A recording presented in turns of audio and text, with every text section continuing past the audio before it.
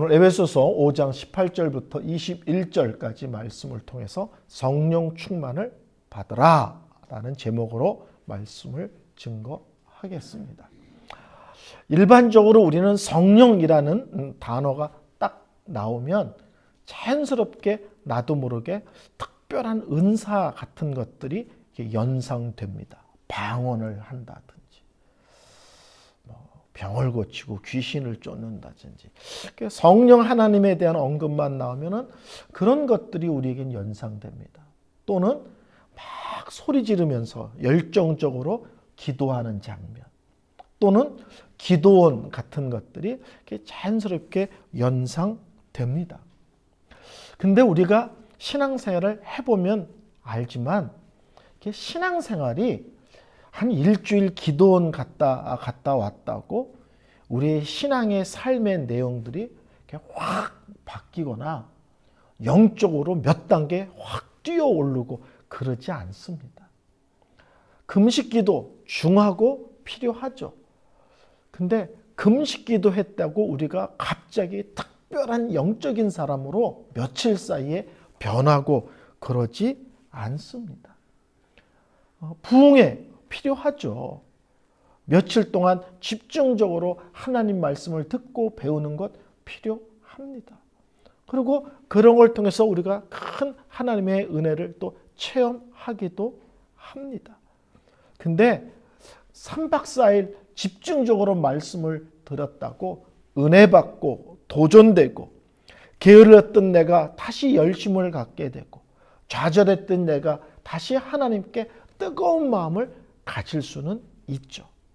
근데 실제로 신앙생활은 또박또박 마치 하루 3끼를 된장찌개에 김치찌개에 신사발을 먹으면서 또박또박 3끼를 챙겨 먹어야 건강해지는 것처럼 평범한 삶을 또박또박 정확하게 살아내는 것을 통해서 우리 믿음은 자라고 또 성숙해지는 것입니다.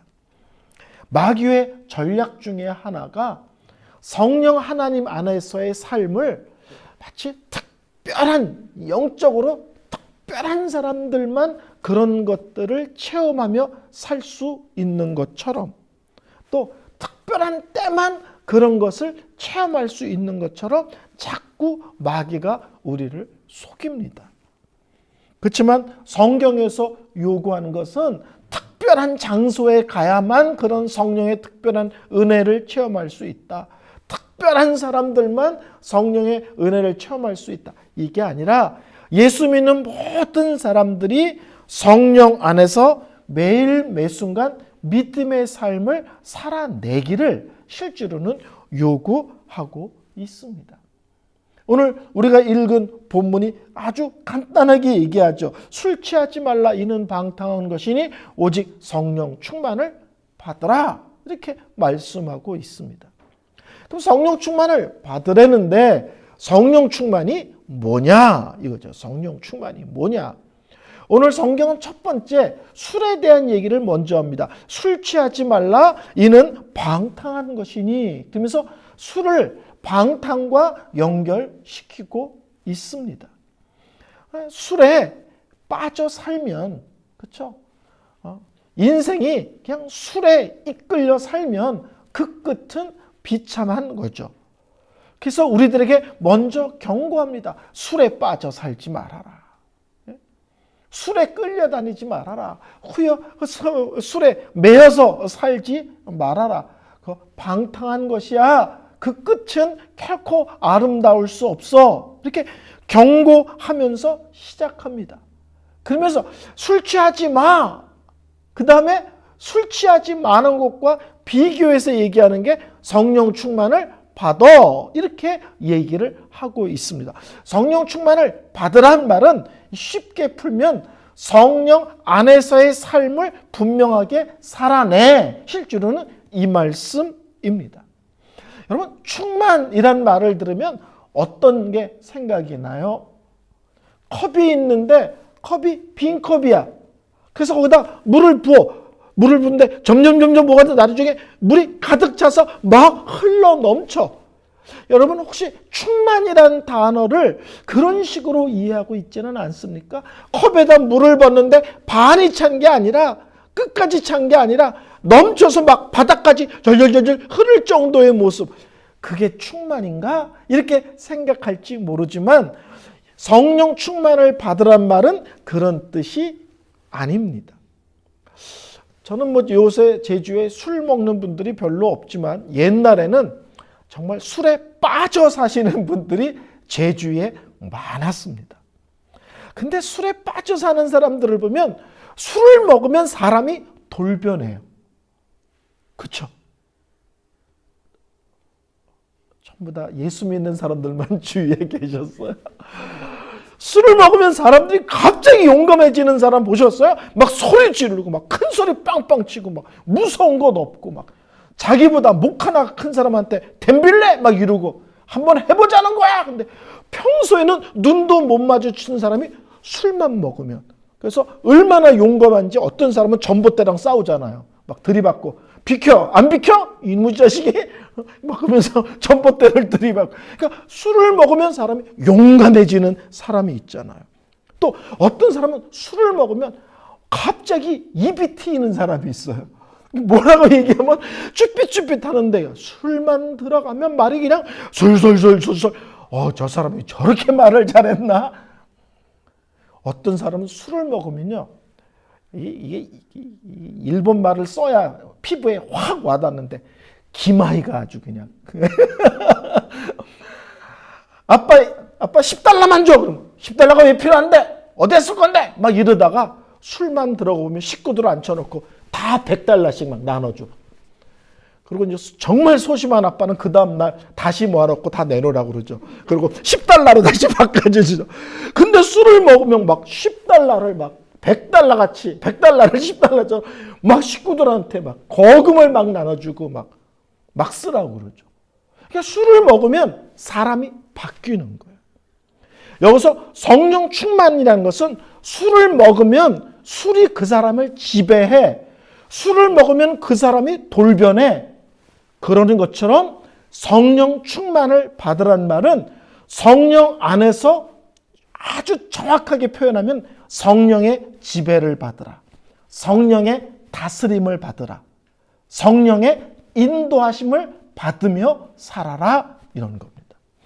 예수 믿는 사람들의 삶을 여러 가지로 설명하는데 오늘 성령 충만을 받으라는 말은 예수 믿는 사람들은 이제부터 자기 마음대로, 자기 생각대로, 자기 뜻대로, 자기 기분대로 살아가는 것이 아니라 모든 일에 있어서 성령의 인도하심이 어디에 있는지, 어떻게 하는 것이 성령 하나님이 기뻐하시는 것인지 물어보고 확인하고 그분의 다스림 속에서 살아가야 인생이 아름답고 복되진다라고 설명을 하고 있는 것입니다. 성령 충만을 받으라 그럴 때 우리가 또 피부에 와닿지 않는데 이것을 조금 더 풀면 골로새서 3장 16절을 보면 됩니다. 에베소서와 골로새서는 사도 바울이 로마 감옥에 있을 때 같은 장소에서 비슷한 시기에 쓰여진 두 개의 편지입니다. 에베소서는 에베소 교회에 보낸 거고 골로새서는 골로새 교회에 보낸 겁니다.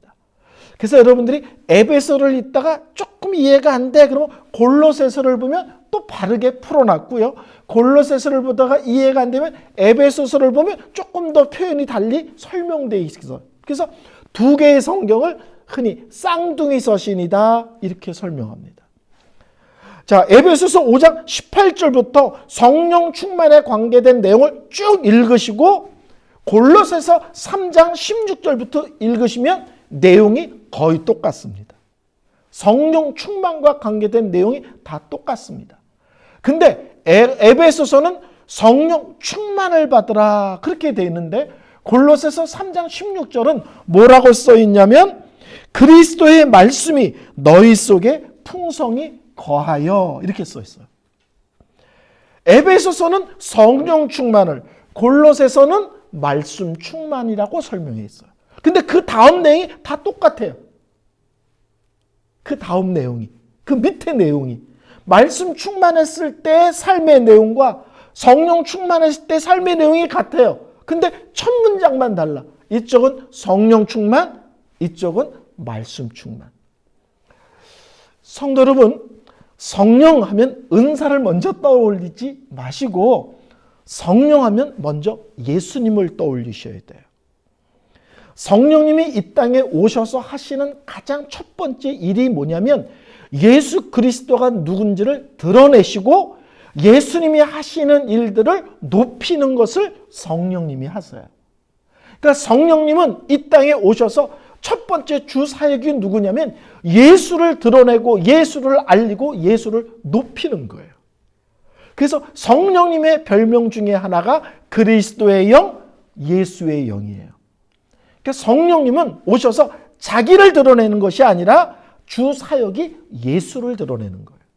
그래서 성령 충만은 다른 말로 하면 예수 충만합니다.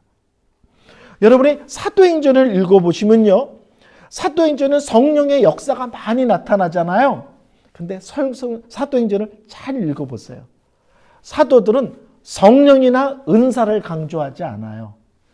예수님에 대해서 강조해요. 그러면 놀라운 성령의 역사들이 나타나요. 그러니까 성령이나 은사를 강조해서 놀라운 역사, 기적이 나타나는 게 아니라 예수를 강조할 때 성령님께서 놀라운 능력들을 보여주세요. 사도행전에 먼저 예수에 대한 설교가 나오고 성령의 놀라운 능력들은 그 뒤에 따라오는 것을 볼 수 있습니다. 그러니까 성령님은 첫 번째 사역이 예수님을 드러내고 예수님을 높이고 예수님을 전하고 하는 것을 성령님이 하세요. 그래서 성령 충만은 곧 예수 충만이다. 성령님 하면 또 하나 기억해야 되는데 그것은 성령 충만은 말씀 충만이다 하는 거예요. 자, 이 성경을 사람들이 기록했지만 사람들이 기록할 수 있도록 그 사람에게 역사하시고 영향력을 행사하시고 잘못 쓰지 않도록 틀리지 않도록 엉뚱한 얘기하지 않도록 그 모든 것을 간섭하신 분이 성령님이세요. 그래서 바울 서신은 바울이 썼죠. 근데 원저자가 누구냐? 그러면 성령님이에요. 사람을 통해 썼지만 실제로는 그 내용을 쓰도록 역사하신 분은 성령님이대. 그래서 그것을 성령의 영감 그러잖아요. 성경을 기록하도록 역사하신 성령의 역사를 성령의 영감. 그러니까 성령님은 이 말씀을 기록하신 분이세요. 근데 성경을 읽거나 듣거나 배울 때 믿어져, 깨달아져, 은혜가 돼. 이것도 성령께서 역사하셔야만 믿어져. 성경을 100번 읽어도 안 믿어지는 사람이 있고 성경 앞뒤 한두 장밖에 안 는데도 믿어지는 사람이 있어요. 저 사람은 100번 읽었는데 왜 안 믿어지고 이 사람은 몇 장 안 읽었는데 왜 믿어지냐? 믿고 안 믿고도 성령께서 성경을 읽을 때 깨닫게 하실 때 믿음을 주실 때 은혜되게 하실 때 그걸 받아들이는 거예요. 그것을 성령의 조명 그래요. 이해가 되시죠?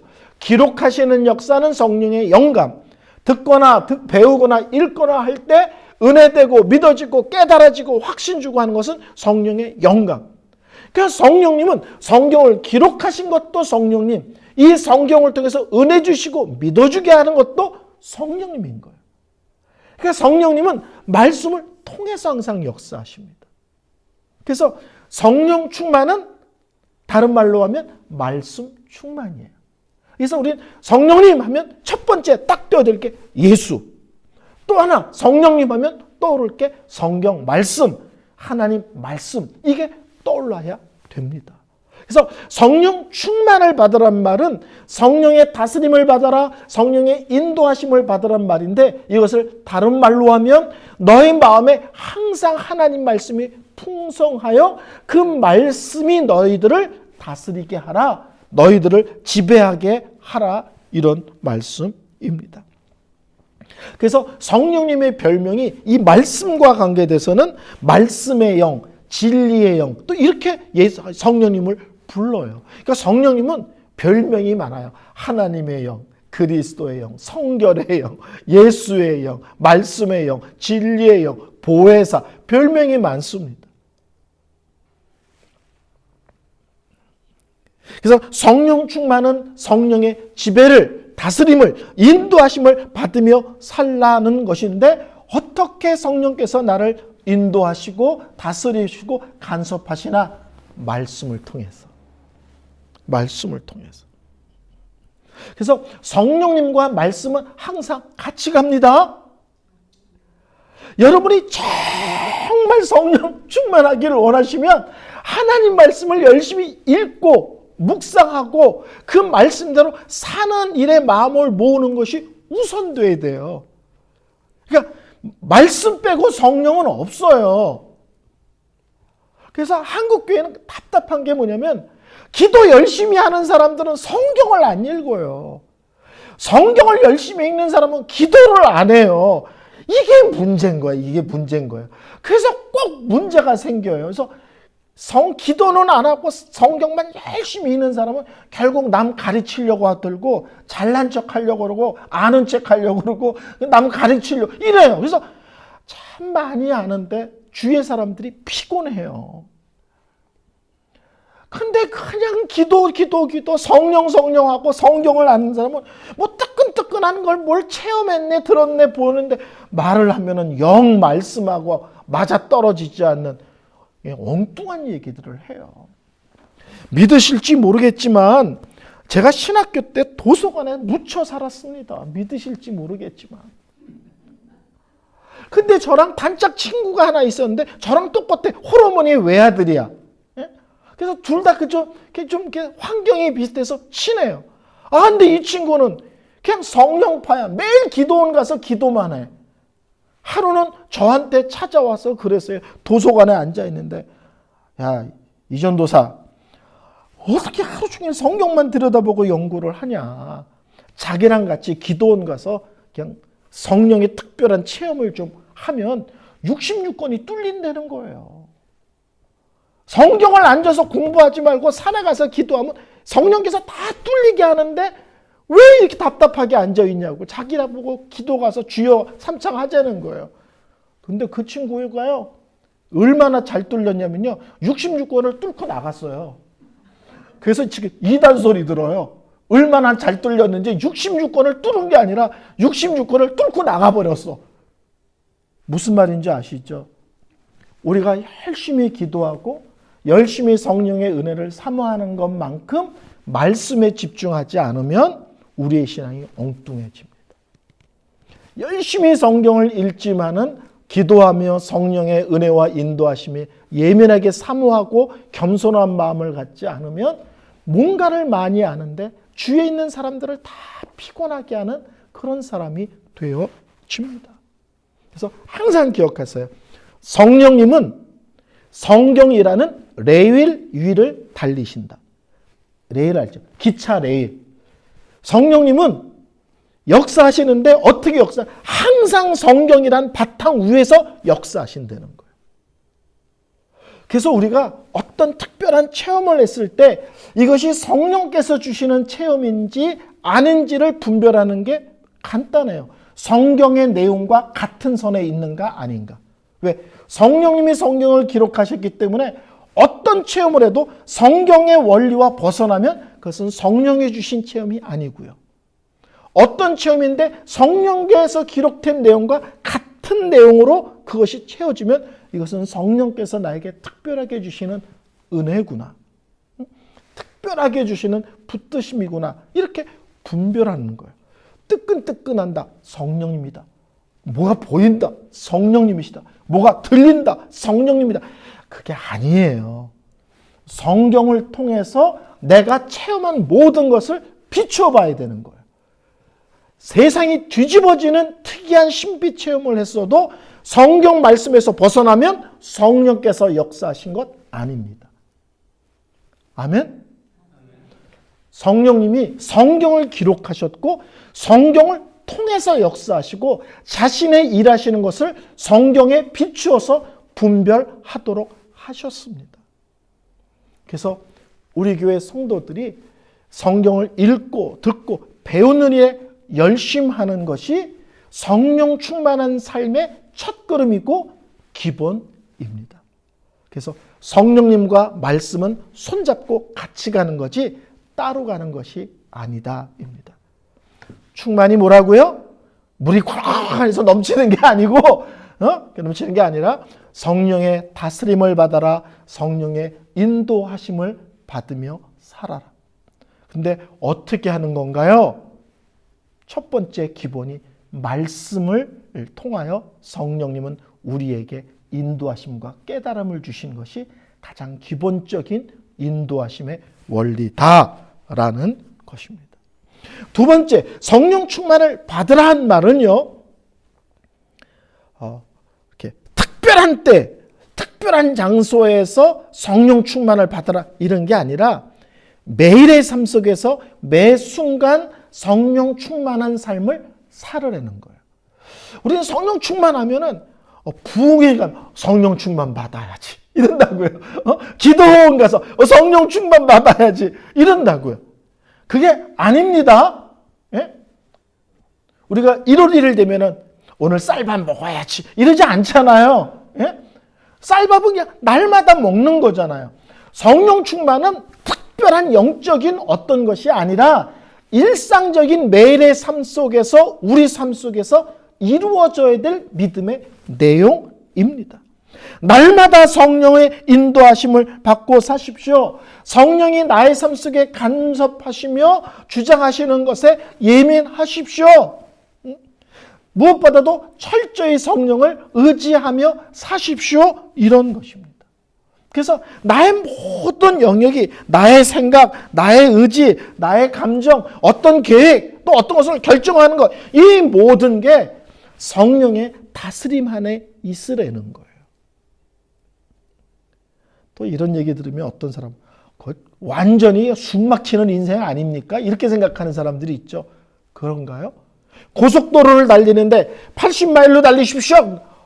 숨 막혀. 내 차가 얼마짜린데 80마일이야. 난 170으로 달릴 거야. 그거는 자유로운 게 아니라 죽음의 길인 거죠.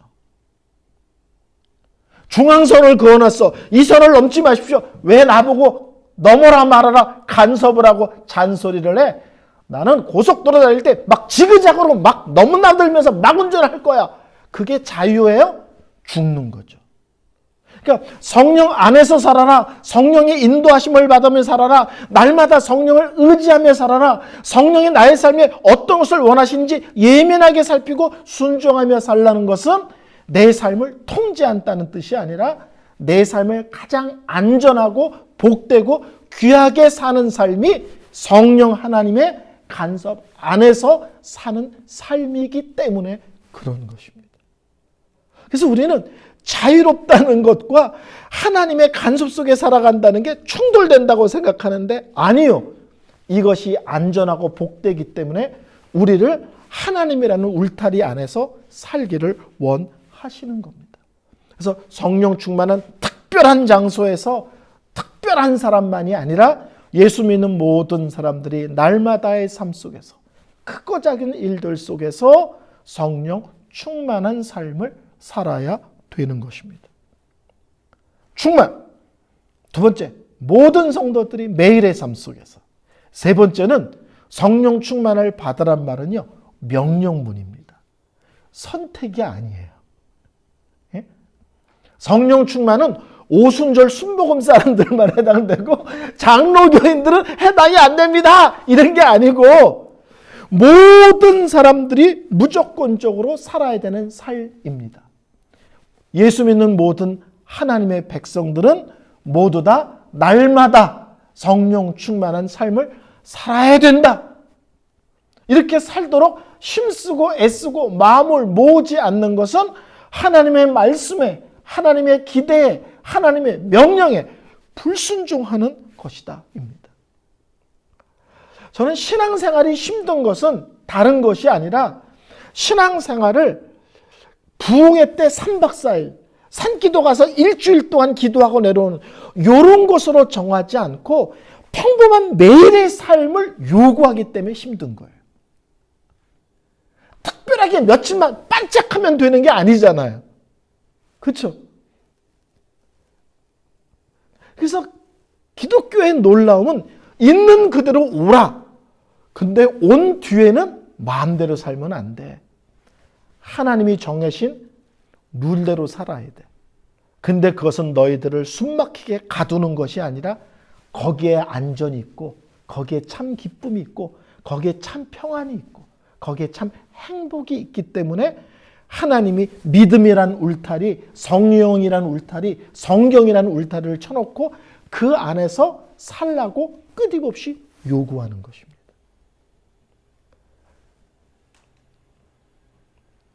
우리 교회 성도들이 특별한 사람만, 특별한 때만 성령에 대해서 언급하고 성령에 대해서 기도하고 이런 것이 아니라 우리의 삶 속에서 너무 자연스럽게 성경을 읽을 때도 하나님 성경을 읽습니다. 이 성경을 기록하신 성령님께서 이 말씀을 깨닫게 하시고 은혜 주옵소서. 그리고 오늘 하루도 이 말씀에 이끌림 받아 살게 하소서. 아침에 출근할 때도 운전대 좀 하나님 출근합니다. 오늘도 하나님 동행하여 주시고 운전대 잡아 주옵소서. 매 순간 하나님을 기억하며 매 순간 하나님을 의지하며 매 순간 하나님을 고백하며 살기를 원합니다. 설교를 결론 내리겠습니다. 똑같은 얘기의 반복이지만 신앙생활은 특별한 사람, 특별한 장소, 특별한 시간을 강조하기보다는 반복되는 일상의 삶을 말씀 안에서 성령 안에서 살기를 요구하신다 하는 것을 우리가 항상 기억할 필요가 있습니다. 간단한 일들조차 성령께 물어보고 성령의 인도하심을 구하는 그런 삶을 살기를 하나님은 원하십니다. 신비로운 체험을 구하는 것이 아니라 무엇을 하든지 그 일 중심에 하나님 중심이냐. 그리고 하나님 중심이라는 전제하에 생각하고 판단하고 말하는 것이냐. 하나님께서는 그런 삶을 우리가 살아내기를 원합니다. 작은 일조차 성령 안에서 살기. 작은 일조차 성령을 철저히 의지하기. 작은 일조차 성령과 함께하는 것을 기쁨과 행복으로 알기.